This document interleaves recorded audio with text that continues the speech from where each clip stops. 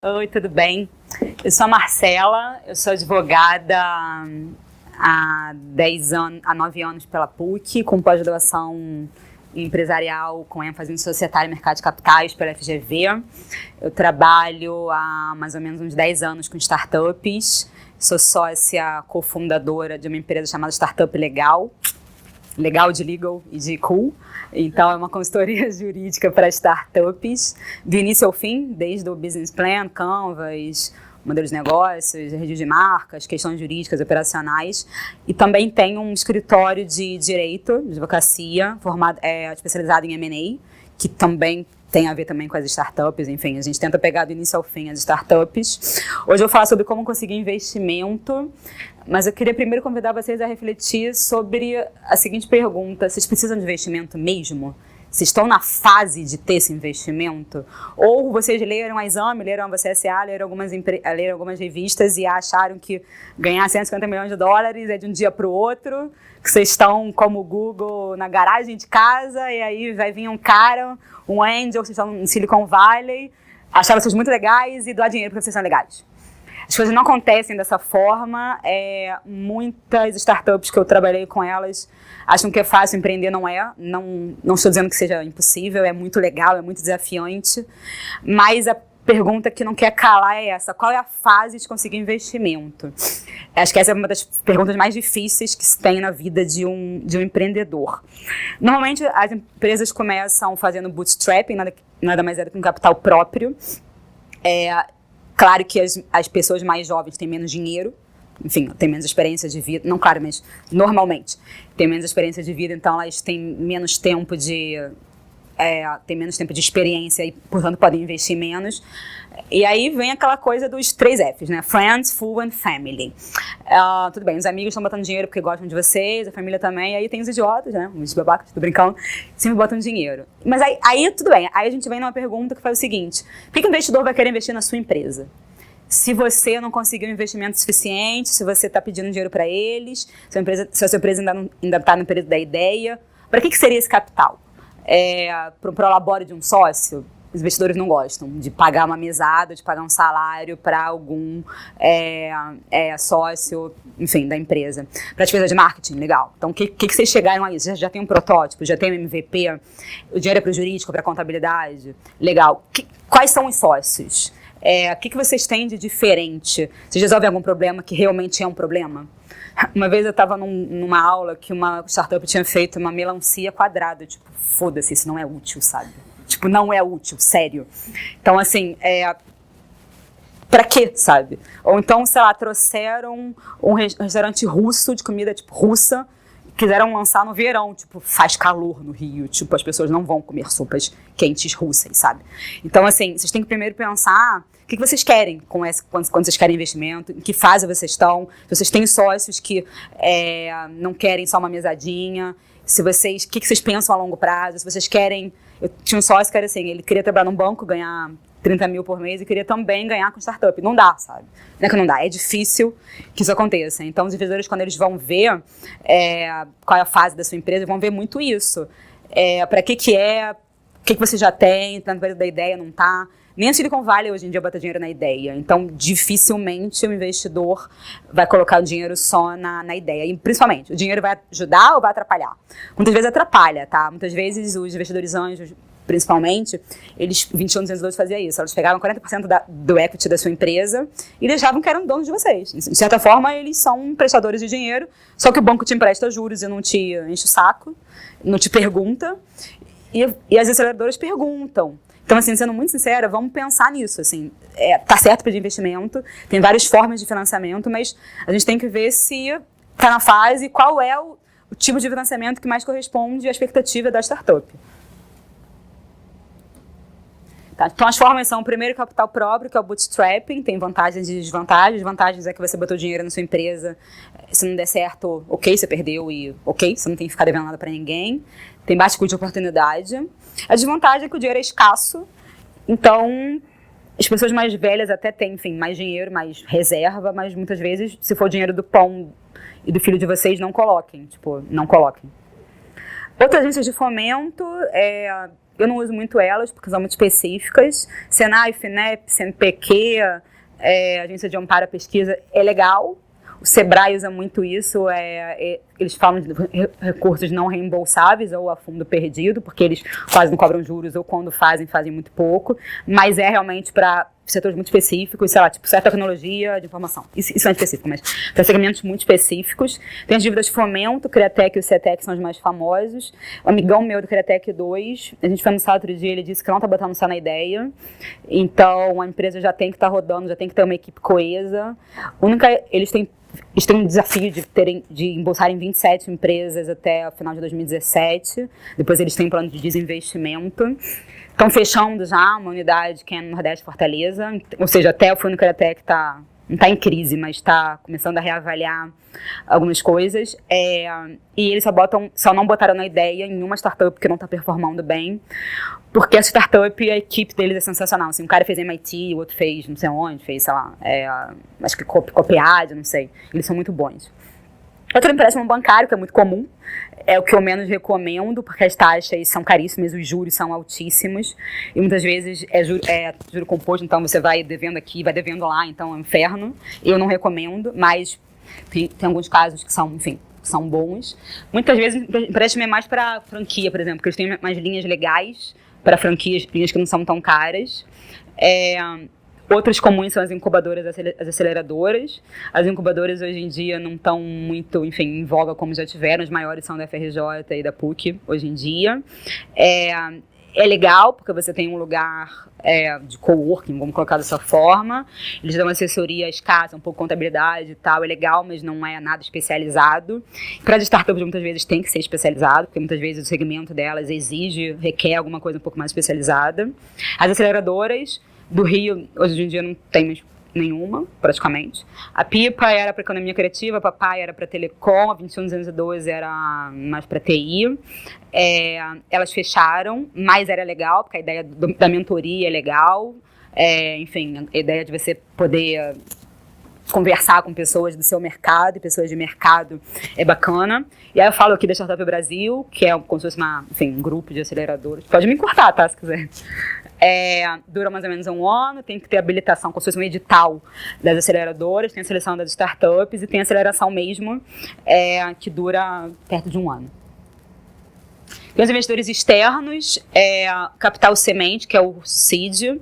Esse é realmente o que eu acho melhor para quem está no início, porque eles botam dinheiro na ideia, pouco dinheiro na ideia, eles são os que mais se arriscam, o capital de maior risco, uma vez que no papel aceita tudo. A ideia ainda não está sendo operacionalizada, ainda não está sendo executada. Tem o Venture Capital, que é um FIP, na verdade, né? Um fundo de investimento, que é legal, é um modelo de financiamento para as empresas em que eles ganham participação societária, tem responsabilidades conjuntas, é como se fosse um condomínio fechado, aplicam recurso nas startups e testam os produtos, é bacana. Eu gosto muito da ideia do investidor anjo, eu acho que é a melhor, porque eles te dão dinheiro, mas eles te dão o que você não tem, que é know-how, contato, network. Os bons seguem com você. Paulo já tá com várias coisas, a gente tá com medo.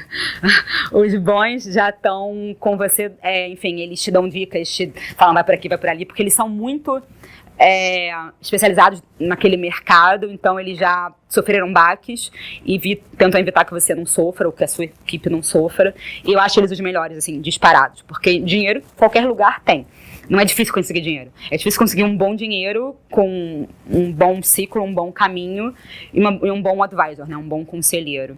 Tem também os crowdfundings que estão crescendo muito. Eu, ano passado, uma palestra em Roma falando sobre crowdfunding só para energias renováveis. É um projeto bem legal. Na Holanda, por exemplo, uma usina, um projeto de energia solar, conseguiu 27 milhões e meio em 2 horas. É incrível. No Brasil, não estão ainda nesse nível. Crowdfunding tem várias modalidades. Tem modalidade Based in Rewards, quando você tem que dar um prêmio. O que eu mais sugiro para as startups são os equity crowdfundings, que são nada mais do que investidores que colocam dinheiro na sua empresa e pedem uma participação societária. Uma vaquinha virtual, financiamento coletivo, e o bacana é que, o bom e ruim, o bom é que se você quer se você acha que a startup é sensacional, precisa, sei lá, de 100 mil reais, você pode botar 10, então você consegue botar menos, mas o ruim é que eu acho que pulveriza muito. Marcela, não gosto da ideia de ter uma startup que precisa, sei lá, de 100 mil de investimento, 10 investidores botam 10 mil e eu perco um pouco o meu controle. Óbvio que tem formas, que eu vou falar daqui a pouco, de tentar proteger um pouco a pulverização ou poder de veto, enfim, eu ter o controle, eu ter uma Golden Share se for uma SA, mas SA não é muito reconhecido nesse momento, é melhor ser uma limitada. É bacana, mas enfim, depende também da contrapartida e do quanto a startup está precisando de investimento e quem são os investidores. Tem Private Equity, que é mais ou menos no round day B, as empresas já têm que estar faturando dezenas ou centenas de milhões de reais. É bacana também, é como se fosse um venture capital, sei lá, mais avançado, um fundo de investimento, aí sim um FIP. Demora em média mais ou menos um ano, tem que ter muita due diligence, as burocracias são maiores, mas para quem a startup que já está começando, que já está com fôlego, eu acho bem legal. Bom, vamos passar agora para os documentos preliminares, que eles são praticamente padronizados. São 3, na verdade, uma carta de intenções, a Letter of Intent. Isso é muito comum em M&As, com startups não é tão comum. Não é um contrato, ou seja, não é um binding contract, também é um contrato que vincula, é um contrato, é uma carta de intenções, nos quais uma parte diz que está interessada no seu projeto, você diz que está interessado em receber esse investimento, mas é só isso. Não tem as obrigações, não é um contrato de venda, não tem entrega longa, não tem venda conjunta, não tem dizendo o preço, é uma coisa muito incipiente. Segundo o M&U, que é um pouco mais maduro, é legal, é muito comum, de novo nos M&As, é um contrato que você pode dizer, por exemplo, no contrato social, fazer referência a um M&U, já é um binding contract, ou já é um pouco mais vinculante, e na justiça você já consegue exercer isso, você já pode executar. Existem 3 fases na justiça, a fase mais chata e ordinária, você já passa para o processo de execução, então em 24 horas você tem que nomear bens a penhora e você pode pegar esse contrato, que é um contrato, um memorando de entendimento, e dizer, olha, esse cara se vinculou a mim, me obrigou a dar, sei lá, 10 milhões e não me deu. E já aconteceu isso num caso comigo, o memorando de entendimento foi um título executivo judicial e a startup conseguiu com que o investidor cumprisse o que fizesse, a obrigação de fazer, de investir. E o mais forte, que é o term sheet, é o mais comum, que é o contrato de investimento. E aí sim, já é como se fosse um contrato não sei se compreende um contrato de investimento, no qual já tem as obrigações, os deveres, o prazo, as responsabilidades de cada um, responsabilidade, sei lá, da startup, zelar, dever de diligência, agir de boa fé, fazer um bom valuation, ou ter uma boa área de accountability, dever do investidor, botar o dinheiro, investir, agir de boa fé, NDA, contrato de confidencialidade, tudo isso. Já é uma coisa um pouco mais composta e mais rica. Tem um contrato de vesting, que é muito comum para as startups, já é um contrato completamente binding, você tem uma mescla, é uma mistura de um contrato de investimento com um contrato de garantia, você já pede uma garantia, muitas vezes, então vesting é a empresa dizer que vai investir X dinheiro na sua startup em busca de uma participação no capital social, em busca de um equity. Como nos Estados Unidos, no Brasil também, mas não é tanto, porque, na verdade, as startups no Brasil ainda não têm muito know-how disso, a gente ainda não está no período de amadurecimento total, mas dá ao empreendedor essa segurança na distribuição dos dividendos ou das ações, ou cotas, e dá também aos funcionários, enfim, às pessoas que trabalham lá, a possibilidade de aumentar os ganhos conforme a empresa, conforme a startup vai sendo alavancada, vai performando. E aí tem alguns erros aqui que eu queria mostrar que é muito comum, tá? Pedir para o irmão do vizinho fazer o contrato social. Cara, muitas vezes ele não sabe. Pegar do Word, não façam isso. Tá errado o Word, sério. Por favor. Contratar amigo, familiar. Não discutir cláusula entre os fundadores. Típico caso do Facebook. O Saverin foi pulverizado porque o Zuckerberg, eles não combinaram no acordo de cotistas em que só uma pessoa podia ser diluída e o outro não podia. Assim, aquele filme lá do Facebook mostra claramente isso. Mostra que eles não combinaram e o combinado sai barato, o combinado não sai caro. O não combinado muitas vezes sai caro. Foi o que aconteceu, ele perdeu sei lá quantos milhões. Pegar um modelo de contrato social, isso é surreal. E algumas outras coisas também que tem que ter sempre. A questão do vesting, que é o direito de aquisição das cotas. A questão do cliff, que não é muito comum no Brasil esse nome. Mas a perda de direitos sucessórios, caso, sei lá, você tem que estar num contrato predeterminado, tem que estar, sei lá, 3 anos, você sai com 1 ano. Então você perde os direitos de cotas ou de ações. A preferência, normalmente, para os investidores majoritários. Os sócios, os deveres dos sócios, de diligência, lealdade, boa-fé, administração, sabendo que também no Brasil está vindo a questão do Business Judgment Rule. Eu trabalhei para o Opportunity, Daniel Donda estava sempre com alguns problemas, e aí ele ganhou um caso grande nos Estados Unidos, porque se comprovou que ele, como administrador, tinha agido com diligência, lealdade, boa-fé, e que as ações, enfim, em um determinado momento caíram porque o mercado estava em crise e não porque alguma startup ou alguma empresa tenha feito alguma coisa errada. Os dividendos, a cláusula de não competição e os NDAs. Ignorar também o poder de uma SCP, muito comum na área imobiliária. É um contrato em que tem 2 sócios, um omisso e o outro que é o que aparece. Normalmente o omisso é o investidor, mas a responsabilidade dele é genérica, ou seja, se tiver uma desconsideração da PJ, vão no bem dele pessoal. Você não tem essa limitação do capital social. Então, por exemplo, uma empresa, sei lá, de engenharia. É muito comum, contrato de construção e imobiliários, que o investidor bota um dinheiro, mas o sócio que tá discutindo com os fornecedores, distribuidores, seja o cara que ele que está aparecendo. E aí, caso alguma coisa aconteça, podem ir nos bens, o capital social, sei lá, de 20 mil, vamos supor. Então esse teto é o que te protege. Se algum funcionário, algum distribuidor te pede 100 mil, o seu máximo é 20 mil, porque é o seu teto. Mas os sócios que estão sendo revelados, eles têm responsabilidade subsidiária ilimitada, os outros não. Ou seja, os 100 mil podem ser cobrados os 20 do capital social da empresa ou todo, 80 ou 100 mil, desse sócio omisso. Então, eu não gosto muito da ideia, desde que os investidores omissos acreditem que tudo vai acontecer tudo bem, que os outros sócios não vão, enfim, ferrar, que todos os contratos estão fechadinhos.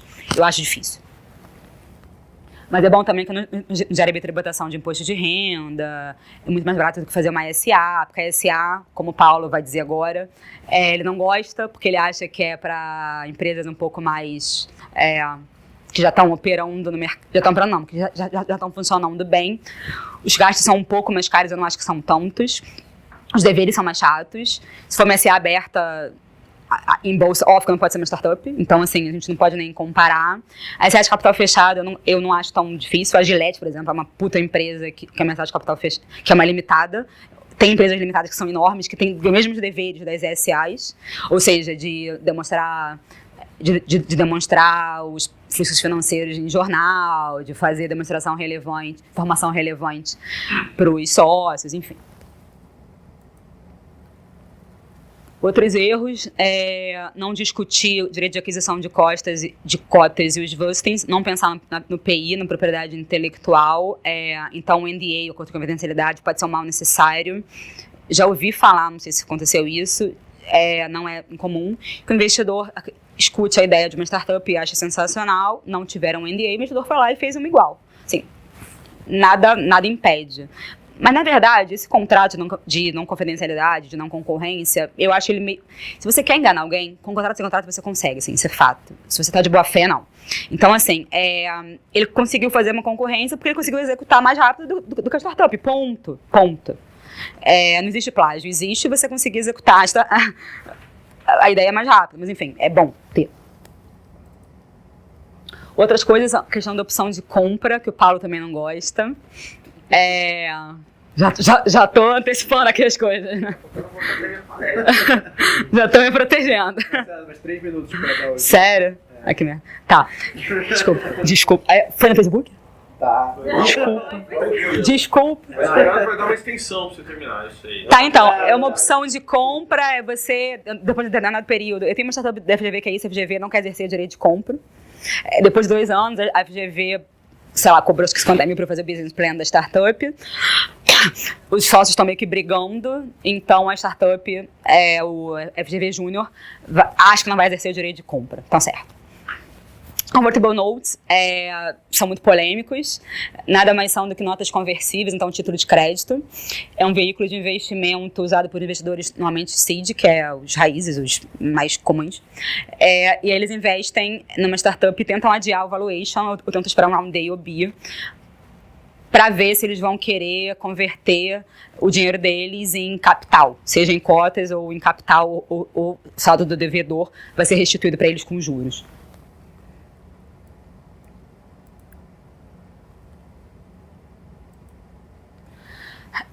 Esses agora, eu trabalhei para Brota, que é um crowdfunding, eles usam muito esses dois.